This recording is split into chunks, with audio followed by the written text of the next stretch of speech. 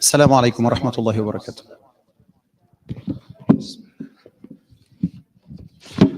الله أكبر الله أكبر الله أكبر الله أكبر. أشهد أن لا إله إلا الله. أشهد أن لا إله إلا الله.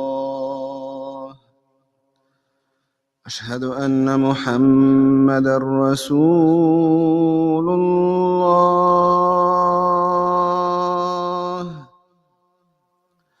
أشهد أن محمدًا رسول الله.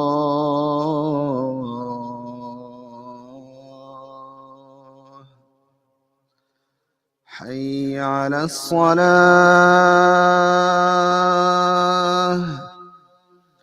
حي على الصلاة.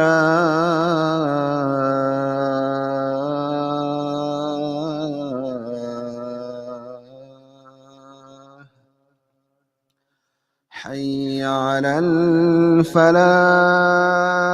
الفلاح. حي على الفلاح.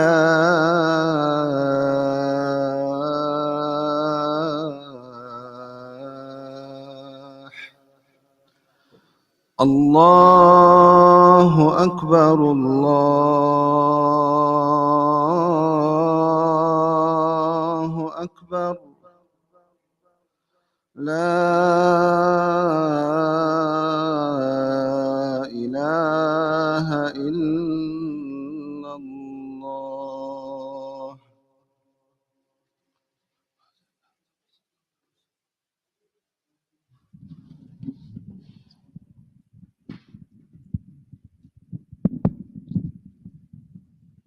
إن الحمد لله نحمده تعالى ونستعينه ونستغفره ونستهديه ونعوذ بالله من شرور أنفسنا ومن سيئات أعمالنا. من يهدي الله فلا مضل له ومن يضلل فلا هادي له. وأشهد أن لا إله إلا الله وحده لا شريك له، وأشهد أن محمدًا عبده ورسوله وصفيه من خلقه وحبيبه. أدى الأمانة وبلغ الرسالة ونصح الأمة وكشف الله به الغمة وجاهد في الله حق جهاده حتى أتاه اليقين.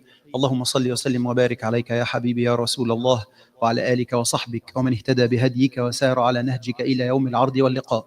أما بعد، قال تعالى في محكم كتابه الكريم: يا أيها الذين آمنوا اتقوا الله حق تقاته ولا تموتن إلا وأنتم مسلمون. يا أيها الناس اتقوا ربكم الذي خلقكم من نفس واحدة وخلق منها زوجها وبث منهما رجالا كثيرا ونساء، واتقوا الله الذي تساءلون به والأرحام إن الله كان عليكم رقيبا. يا أيها الذين آمنوا اتقوا الله وقولوا قولا سديدا يصلح لكم أعمالكم ويغفر لكم ذنوبكم، ومن يطع الله ورسوله فقد فاز فوزا عظيما. أما بعد، فإن أصدق الحديث كتاب الله، وخير الهدي هدي محمد صلى الله عليه وسلم، وشر الأمور محدثاتها، وكل محدثة بدعة، وكل بدعة ضلالة، وكل ضلالة في النار. My dear respected brothers and sisters, I bear witness that there is no God but Allah, the Almighty God, and that Muhammad, peace be upon him, is his final messenger. And I start by reminding myself and all of us with the taqwa of Allah, being watchful of Allah on a 24/7, heeding Allah subhanahu wa ta'ala on a 24/7. That's why Allah subhanahu wa ta'ala ordered us in the Holy Quran saying, Ya ayyuha alladhina amanu attaqullah, O you who believe, heed Allah. وَلْتَنْظُرْ نَفْسٌ مَا قَدَّمَتْ لِغَدٍ. And let each one of you look at whatever he or she has prepared, presented for tomorrow, which is meant to be the day of judgment. وَاتَّقُوا اللَّهَ. And Allah repeats it again in the very same verse. And heed Allah. إِنَّ اللَّهَ خَبِيرٌ بِمَا تَعْمَلُونَ. Indeed, Allah is the all-knowledgeable with whatever you and I are doing. Today we are talking about a very important, precious ni'mah, blessing that each and every one of us does enjoy in this life. In fact, it's the one, or like the most important ni'mah you could call it. It's actually the blessing of time. This is the only real wealth that you actually have in this life. The Prophet ﷺ says in the hadith, خَيْرُ النَّاسِ مَنْ طَالَ عُمْرُهُ وَحَسُنَ عَمَلُهُ. The best group of people are those people that would have a longer life, would have long life, and they would benefit this life for the sake of Allah subhanahu wa ta'ala. They would actually put it at work to please Allah subhanahu wa ta'ala. مَنْ طَالَ عُمْرُهُ وَحَسُنَ عَمَلُهُ. And subhanAllah, when we look at the prophetic school, how the Prophet ﷺ did raise the companions, and we look at like the effect of this on the companions, you would see clearly how the companions were so keen on time, did really recognize the importance of time. Look at Abdullah ibn Mas'ud radiallahu anhu, when he was saying, I was never sad more than being sad on a day that passes by where my life gets shorter and my work and my actual deeds don't get better. Which means I haven't accumulated any new thing that would be benefiting me in this day, but at the same time, my life got shorter, became shorter by one day. In fact, the interesting quote by Imam al-Hasan al-Basri, he's not a Sahabi, however, he's like one of the great scholars. He is saying, يَا ابْنَ آدَمْ إِنَّمَا أَنْتَ أَيَّامٌ إِذَا ذَهَبَ يَوْمٌ ذَهَبَ بَعْضُكَ. O son of Adam, you are nothing but a group of days, a set of days. If one day passes by, part of you is gone. And believe it or not, you don't have access to it except in the day of judgment. Do you perceive your life this way? Do we perceive our lives this way? Because if we do, then this perception will be a driver to a completely different life than the one that we are living right now. And subhanAllah, when you look at how the Prophet ﷺ educated us through educating the companions to live our lives. There is this two very famous hadith. One of them, when the Prophet ﷺ was giving an advice to a man, telling him, اغتنم خمسا قبل خمس. Take benefit of 5 before 5 other, the contrary 5 would happen to you. The opposite 5 would happen to you. شبابك قبل هرمك.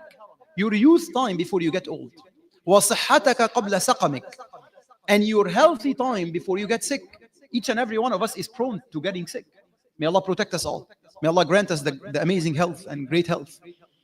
وغناك قبل فقرك. And your wealthy time before you get poor. Each and every one of us can face some financial difficulties. This is like, who amongst us who has lived enough as an adult didn't face financial difficulties? It's very normal. So whenever you have sa'ah, you have a good provision and you have extra, then take benefit of it. Take benefit of it by putting it at work. You saw, like, the investors, they tell you, put your money at work for you. How would you put your money at work for you? Put it at work for pleasing Allah subhanahu wa ta'ala. This is how you let your money work at you, not in the stock market. You let your money work for you by deploying it in ways that would please Allah subhanahu wa ta'ala. And the fourth one, وَفَرَاغَكَ قَبْلَ شُغْلِكَ, still in the same hadith. And your spare time before, or like your time where you are less busy, before you get busy.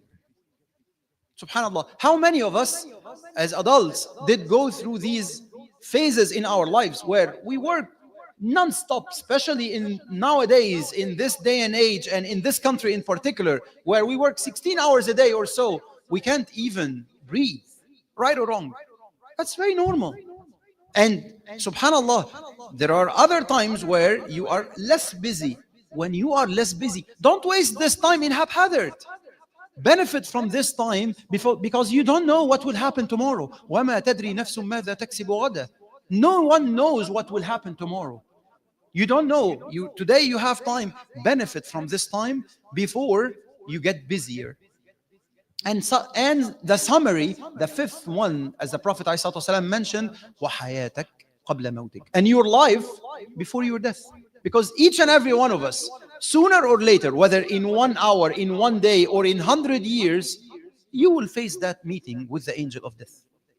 That's why Allah subhanahu wa ta'ala is telling us, وَعْبُدْ رَبَّكَ حَتَّى يَأْتِيَكَ الْيَقِينَ. and worship your Lord till certainty comes to you. And what is certainty? Death. So there is this other hadith that is complementing this hadith, where the Prophet ﷺ also teaching another companion who is Ibn Umar, radiallahu anhu, Abdullah ibn Umar. The Prophet ﷺ taught Abdullah ibn Umar few words, but very, very profound. كن في الدنيا كأنك غريب أو عابر سبيل. Be in this life like one of two types of individuals, a passenger or a stranger. Gharib is the passenger, is a stranger, and Abir Sabil is the passenger. So if you are a stranger, if you go to somewhere else, you live here in DFW, you live here in Dallas, and you go somewhere else, you go to Oklahoma, or you go somewhere, right? You are staying over there for a period of time, and then you are returning back to your home. To which extent you are emotionally attached to that place? You will do whatever you want over there, whatever you are supposed to do, and then you return back home. Your attachment is to home. So where is home for you? Home is not Dallas. Home is Jannah. That's what the Prophet ﷺ is educating us. This is the spirit. Your home is Jannah. You are here temporarily in Dallas or in California or in New York or like in the Middle East, whatever it is, you are here in this life temporarily. But your actual, real, eternal, inshallah, home is in Jannah. In your palace in Jannah, not here. So, كن في الدنيا كأنك غريب أو عابر سبيل. So the passenger, let's say, take this example. You are taking a trip to Houston, just a day trip to Houston. And then you are stopping like in the middle of the road for gas. To which extent you are emotionally attached to this gas station? It represents nothing for you. This gas station, you're just stopping, you will fill in gas, and then you will continue your road. You will continue the trip, right? So you'll carry on. So then this is exactly, again, you look at the eloquence of that example that the Prophet ﷺ is giving us. So this is how the Prophet ﷺ taught the companions to deal with this life. Now that we understood the fact that time is so precious, and it's actually the most precious blessing that we are dwelling in, let's look at the very same topic, but from another lens. The lens of your responsibilities in this life. Let's try to enumerate what are your different responsibilities in this life. Because if we understand your responsibilities, we would understand whether you do have enough time or not, whether you have scarcity of time or you have abundance in time. So, what are your responsibilities? Number one, you are a worshipper to Allah subhanahu wa ta'ala. And here, when I'm talking about these responsibilities, I'm not talking whether you like it or not. I'm like, I will have everything that I will mention right now by force. It's actually you are obligated to take this as a responsibility. It's not like by choice. You want to take it or not, right? So, number one, you are a worshipper. You need to worship Allah subhanahu wa ta'ala. وَمَا خَلَقَتُ الْجِنَّ وَالْإِنسِ إِلَّا لِيَعْبُدُونَ. I haven't created jinn nor mankind except to worship me. ما أريد منهم من رزق وما أريد أن يطعمون إن الله هو الرزاق ذو القوة المتين. I'm not seeking any provision from them. That's Allah talking in Surah Al-Dhariyat. I'm not seeking any provision from them, and I'm not in need for them to feed me. Indeed, Allah subhanahu wa ta'ala is the sustainer and the most robust. This is what Allah subhanahu wa ta'ala saying about who you are and who He, the Almighty, is. What is your role and what is His role? Azza wa Jal. So, you are a worshipper to Allah subhanahu wa ta'ala. وَاعْبُدْ رَبَّكَ حَتَّى يَأْتِيَكَ الْيَقِينَ. Worship your Lord till certainty comes to you, as we did mention earlier. So you are, number one, worshipper to Allah subhanahu wa ta'ala. And this reflects into prayer and like all the direct acts of worship.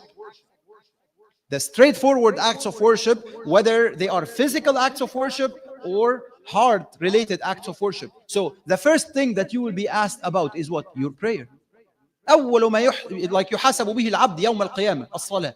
The first thing that you will be asked about, both in your grave and in the day of judgment, the prayer. إذا صلحت صلح العمل كله. Like if it's good, if your prayer is sound, everything else will be sound, and vice versa. May Allah protect us all. Similarly for fasting, and similarly for all the ordained acts of worship. So, number two, what is your second responsibility? You are responsible for your family. You are responsible to provide for your family. If you are a man, you are responsible to raise the family. If you are a woman, right? The Prophet ﷺ is telling us, كلكم راع وكلكم مسؤول عن رعيته. Each one of you is a shepherd, and each one of you is responsible for his flock. And the head of the household has been enumerated here. He is responsible for his wife and family. And the woman also, the wife, she is responsible. So also, if you are a husband, so you are like a provider for the family, فَامْشُوا فِي مَنَاكِبِهَا وَكُلُوا مِنْ رِزْقِهِ, then you have to spend on your family. الرجال قوامون على النساء بما فضل الله به بعضهم على بعض وبما أنفقوا في من أموالهم. So, like you are a man, Allah subhanahu wa ta'ala has made you at an upper class. Why? Because you are granted natural abilities that are more than the woman. You need to spend on your family, wife and children. But also, you need to take care, you need to raise the children. So you have another responsibility to protect them from hellfire. يا أيها الذين آمنوا قوا أنفسكم وأهليكم نارا. So it's not just that you are a man and Allah subhanahu wa ta'ala granted you a family, but more importantly, you need to protect this family from hellfire. You need to raise the children. If you are a husband, then you have this other responsibility of being a good husband or a good wife, a good spouse, right? So that's another responsibility. خيركم خيركم لأهله وأنا خيركم لأهلي. So you are a husband, you are an earner, head of a household. If you are a man, you are a worshipper, you are a father, so you are raising the children. Also, you are a student of knowledge. Till you pass away, you are supposed to oblige to ask and seek knowledge. Seek the knowledge of the deen. فَاعْلَمْ أَنَّهُ لَا إِلَهَ إِلَّا اللَّهُ وَاسْتَغْفِرْ لِذَنْبِكَ وَلِلْمُؤْمِنِينَ وَالْمُؤْمِنَاتِ. And this is a type of knowledge that there is no ending for it. There is no ceiling. You don't say, oh, mashallah, now I know the religion, now I know the path to Allah subhanahu wa ta'ala. No, it doesn't work this way. You will continuously acquire knowledge all the way till you actually pass away. من سلك طريقا يلتمس فيه علما سهل الله له به طريقا إلى الجنة. The one who is seeking a path, like the one who is taking a path, seeking knowledge, Allah subhanahu wa ta'ala will make it easy for him as a path for Jannah. And if you are to summarize all of these, you are a caller to Allah subhanahu wa ta'ala. And that's probably the most important responsibility. As a Muslim, you are a caller to Allah subhanahu wa ta'ala. You are داعٍ إلى الله, داعية إلى الله سبحانه وتعالى. ادعو إلى سبيل ربك بالحكمة والموعظة الحسنة. Call to you the name of your Lord with wisdom and with the best form of speech. وكذلك جعلناكم أمة وسطا لتكونوا شهداء على الناس.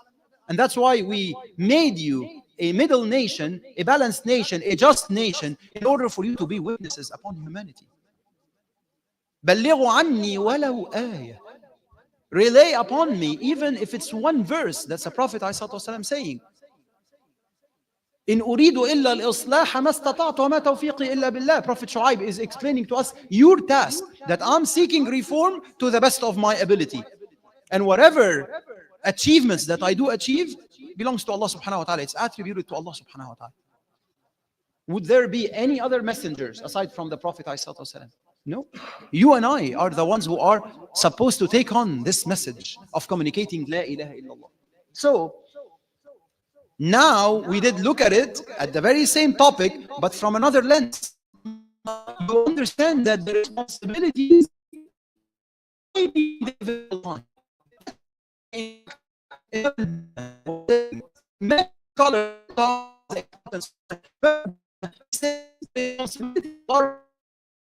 Then develop. So,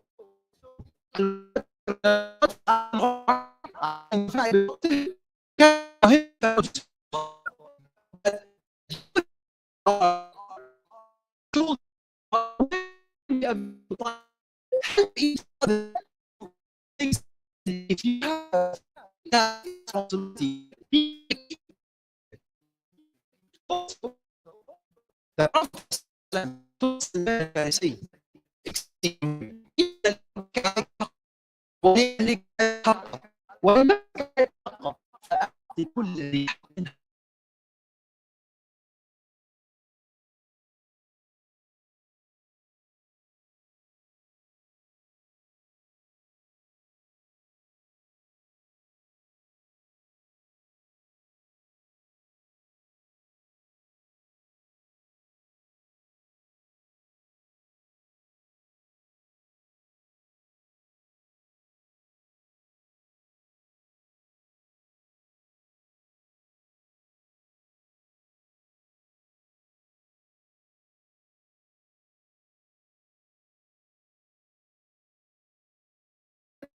we ask ourselves, how can we practically balance? What do we do in order for us to make sure that we are, number one, benefiting from time, number two, we are having achievements towards each and every one of these responsibilities? The number one thing that we need to adopt it as a way of life, that you always need to develop a sense of urgency. You always need to develop a sense of urgency. Ibn Umar radiallahu anhu, he used to say, إذا أمسيت فلا تنتظر الصباح وإذا أصبحت فلا تنتظر المساء. If you are catching one night, don't wait for the following morning. If you are catching one morning, don't wait for the following night, which means seize opportunities. If there is an opportunity for you right now to do something that would get you closer to Allah subhanahu wa ta'ala, don't wait for Maghrib prayer, because Maghrib is the start of the night prayer.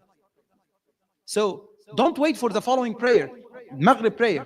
Get it done from now till Maghrib. Why? Because you don't know whether you will be alive till Maghrib or not. Do you know? Does anyone know? وَمَا تَدْرِي نَفْسٌ مَاذَا تَكْسِبُ غَدًا وَمَا تَدْرِي نَفْسٌ بِأَيِّ أَرْضٍ تَمُوتُ. You don't know.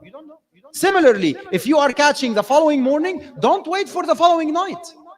You have an opportunity to please Allah subhanahu wa ta'ala, to get closer to Allah subhanahu wa ta'ala, seize it, do it. And this is the sense of urgency. How about some other practical things to be done on a daily basis? Inshallah, this is what we will be covering in the next khutbah. أقول قولي هذا وأستغفر الله لي ولكم فاستغفروه إنه هو الغفور الرحيم.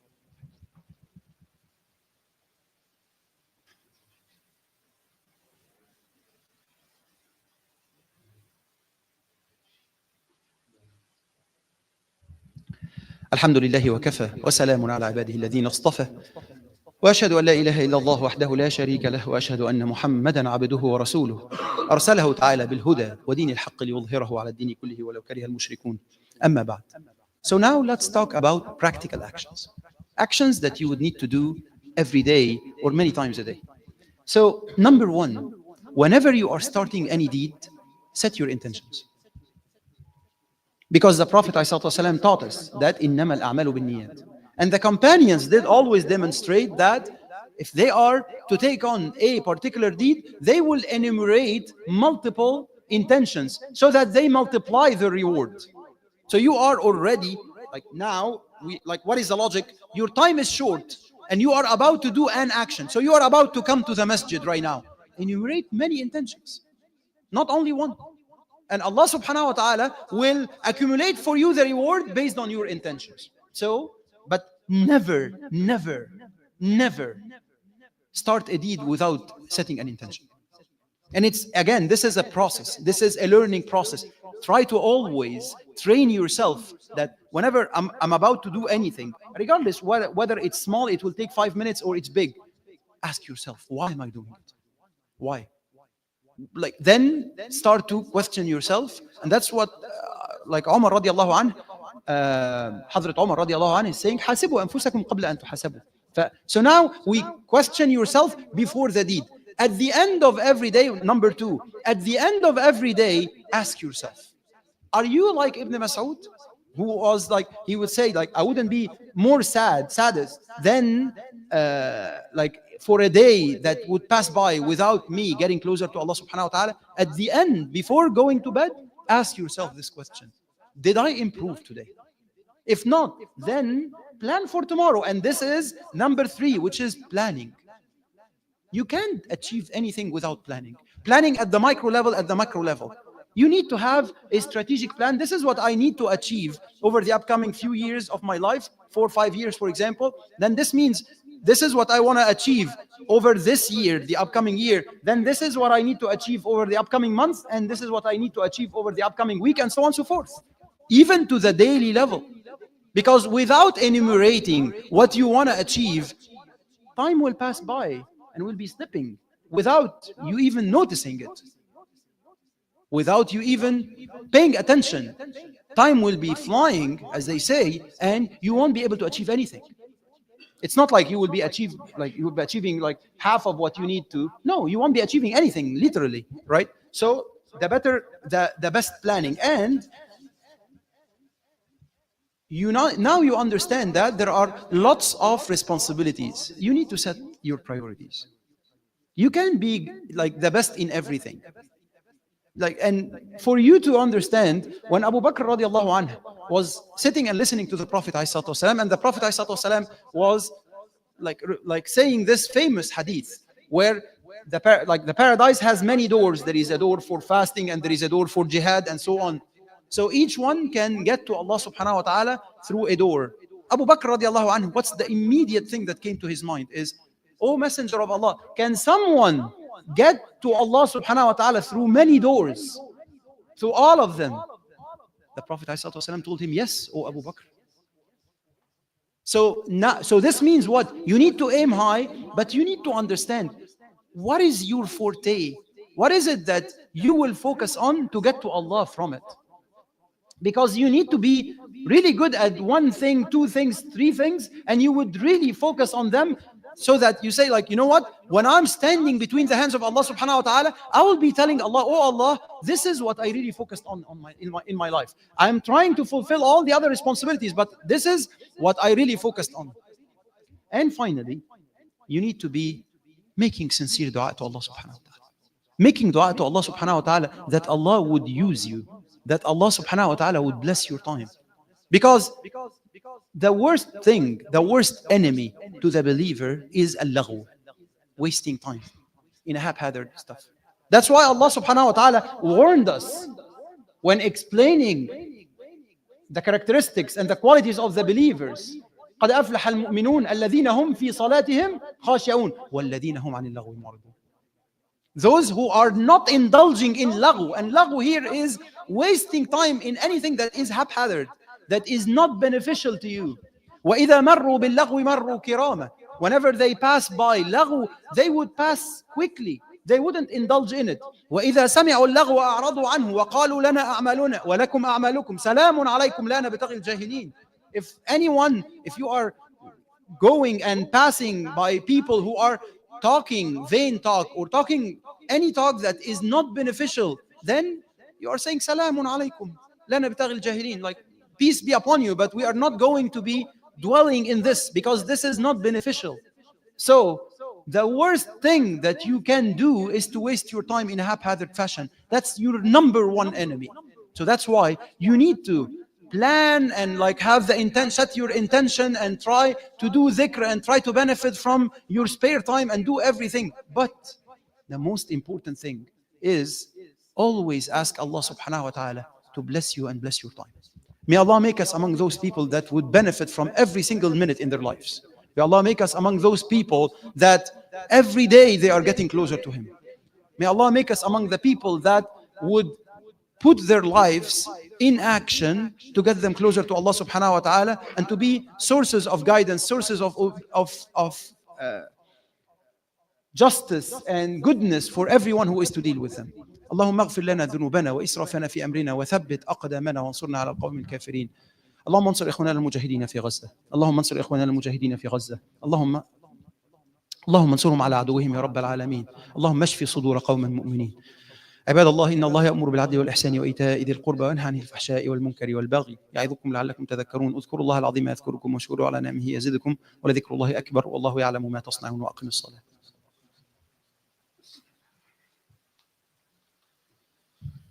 الله أكبر الله أكبر الله أكبر الله أكبر. أشهد أن لا إله إلا الله أشهد أن لا إله إلا الله أشهد أن محمدا رسول الله. أشهد أن محمدا رسول الله. حي على الصلاة، حي على الصلاة، حي على الفلاح، حي على الفلاح. قد قامت الصلاة.